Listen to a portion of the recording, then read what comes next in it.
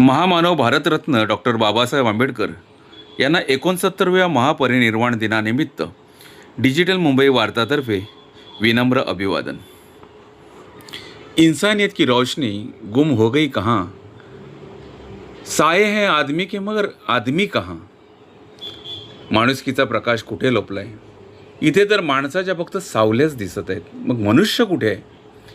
माणसाचा जन्म झाला, भीम माझा बाप झाला, हेच डॉक्टर बाबासाहेब आंबेडकर यांच्या जीवनाचं सार आहे। आणि म्हणूनच त्यांच्याबद्दलची कृतज्ञता व्यक्त करण्यासाठी 6 डिसेंबर हा महापरिनिर्वाण दिन म्हणून साजरा करण्यात येतो।